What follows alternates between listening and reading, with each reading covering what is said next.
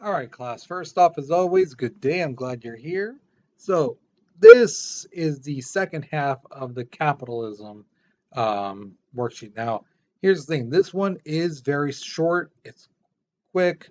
Okay, so be sure you listen to the whole thing, don't skip, okay, because there is some information you will need uh, later on. Okay, so let's go ahead and get started. So here is your objectives. We're going to analyze what capitalism really means. The main thing is we're going to create an argument on whether true capitalism would be a good fit for our country or not. Okay. Now, here's the thing. You'll hear a lot of people say that this country is a capitalistic country.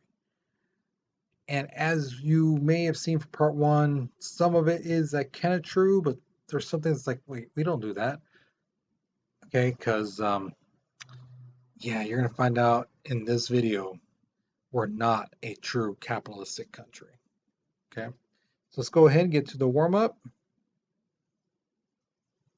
All right, so here is your picture. I forgot about that one. So go ahead. If you notice on the worksheet, there's only one question and then there's a space. There's only one question now for the warm up. I know you guys are usually used to two questions every time the warm up came up, but we're making a change. And so we're sticking to one question for the warm up for the time being. Okay. So go ahead, answer that one question, pause the video, okay, because we're moving on in three, two, one. All right. So right off the back, no country has a pure capitalistic system. Okay. No country. I don't care who tells you this or that. I don't care if it's some person on the news or whatever. We don't. No country has a pure capitalistic system. Because here's the thing, in a pure capitalistic country, only the strong companies would survive. So competition, yeah, would start off here, but then one would be probably getting more than the other. And unless this bottom one does something like throw a Hail Mary, they're not going to come back up. They're going to be crushed by the bigger one. Okay. Now, that might sound like, oh, that's horrible. Yeah, because the thing is, how many people work for that company that's being crushed? And under a pure capitalistic country, the government wouldn't even help out that crushing company, even if there were millions of jobs at stake and people were about to lose their jobs, their property, their savings.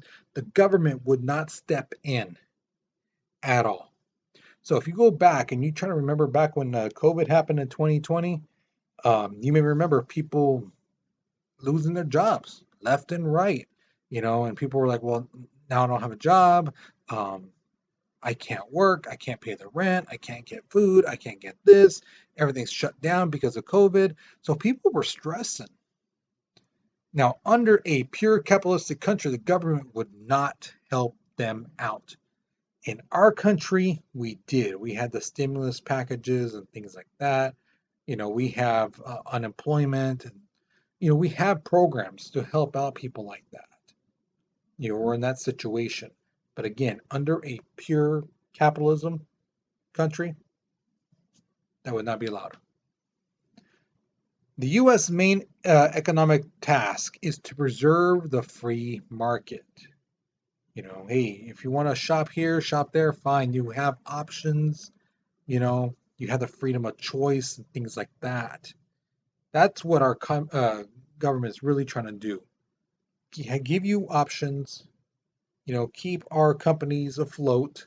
They don't want to get squashed by not only other countries and other companies in our country, but also foreign companies. They don't want that either. The national government always regulates American foreign trade and it has always owned property. Okay. Some countries sell things cheaper because, again, labor is cheaper over there. So they might sell, let's say, VCRs. Well, back in the day, it was like VCRs, but let's say the Nintendo Switches. Let's just say that some countries selling Nintendo Switches you know, and they can make it for with labor and everything, it's going to cost $40. Here in America, if we built Nintendo Switches, we had to those workers had to be paid the minimum wage, health insurance, things like that. So that price might go up to about $200, $300. And most people would go with the $40 over the 200 and some dollar one, right? And that's going to help out that foreign country, but it's going to hurt our people. So our government tries to make sure that the playing field is even, that foreign companies don't, you know, um, crush our American, companies and things like that because they can afford to pay their workers down here. Our government has tried to encourage business competition and private property ownership. The government does want you to own, a home. They want you to own land. Why? Because if let's say you have a home, you buy a new home, what do you got to do to it? You got to put furniture, right? You get furniture. You may want to decorate it, paint it, fix this, change that. Your home is like your canvas. You can make it the way you want. So that means you have to go to the store, buy these things, and maybe hire somebody to, do some work, add as a gazebo, make a swimming pool, whatever. All that money is going into the economy. That's why they want you to own a home. And as time goes on, hey, the water hose, they break and bend. The plumbing sometimes go bad. You got to buy new air filters for your the vents in your house. So as you have a house, you're going to need to constantly buy new things, cleaning products and stuff like that for your place. That helps out the economy. Okay, that's why they want you to have a home. So another thing that our government, the U.S. government, does too, it has regulated our economy for various reasons. And some people don't like this, but really kind of helps us really. A great example is the FDA, the Food and Drug Administration. Uh, Back in the 1880s, there was this Meat Inspection Act where this book called The Jungle basically looked at the meat packing industry, and people would drop chunks of meat on the ground where people already walked, and there was like guts on the ground, and they just pick it up, toss it in. One of my favorite stories is on a beam, on a metal beam. There's a meat grinder right below, and this rat just falls into the meat grinder. Workers see it. The rat is struggling and making noise trying to get out, but it can't, and the rat gets crushed and it's served with the rest of the ground beef. Someone in history ate that. Yeah. So the government stepped in and said, you know what, we're going to make sure that the meat packing industry is done right, that it's clean and things like that. The other big one thing is the Pure Food and Drug Act. Back in the 80s, there was a big scare that happened with Tylenol. So if you ever looked at a bottle of like medication and you wonder like, geez, why is this red, plastic around it? Why is it so tight? You open that up, and then there's like a child-proof lock, so you have to like squeeze it and turn it and stuff like that. Then there's another foil seal on top, right? So you poke the hole, rip that off. Then there's a cotton ball, and ever wonder why that was? Because back in the 80s, they had the Tylenol scare where somebody apparently was poisoned with the Tylenol, and they were like, how do we know if this has been tampered with or not? We don't know because there wasn't that stuff before. So then that's why if you look at the new bottle, it says on there in the plastic, if this seal is broken, do not buy. Okay.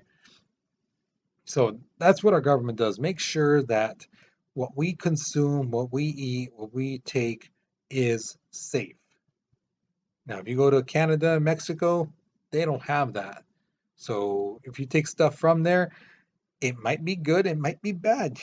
You don't know. Okay. Now, the government influence. If a country becomes large enough, they won't be able to produce enough of the products of what they need. So, a country like ours, as time went on, it get bigger and bigger and bigger. So it's like, hey, we got all these people. We need food, we need fresh water, basically for all our citizens. So that's where trading with other countries come into play. You know, uh, a lot of countries cannot grow cotton, for a great example. Cotton needs a certain climate and things like that to grow well. Here do it. We have a great climate for that. So a lot of countries buy cotton from us because they need it. We have it. We need stuff built cheaper. So a lot of companies overseas were like, hey, we'll sell you these computer components and parts for cars and things like that. So they make it, we buy it. So it helps the world's economy, when each country has something the other countries need and things like that. Now, I'm sure you're probably thinking, well, Mr. Martinez, if we don't have a communist, we don't have a socialist, we don't have a capitalistic country, what do we have? We are a mixed economy. Okay. This means we have free enterprise combined with and supported by government decisions in the marketplace. So we have the government that will make sure that some businesses don't go under, that there's assistance not only to companies but to citizens, um, but yet at the same time encourage competition, encourage ownership of places, but also programs to help people. Okay, so our government helps keep competition free, fair, and protect the public. That's what we do. Okay, so here is your question at the very, very end. What is one product you believe our government should absolutely make sure is safe for us to use, take, or consume? When I mean consume, I mean like to eat, swallow, things like that. And why did you choose that product? So try to think, what is one thing our government should really, truly put all their effort into making sure is absolutely safe for us? And tell me, why did you choose that product? Okay. So obviously at the very bottom it says, you can talk to the people at your table. Chances are if you're watching this, you're at home. But if you have someone in your home who you can discuss this with, mom, dad, brother, someone who's older, ask them what they think. See what they believe, and see if you guys have the same thoughts. Okay. So you guys, you take care, you be safe, and I'll see you guys later. Okay.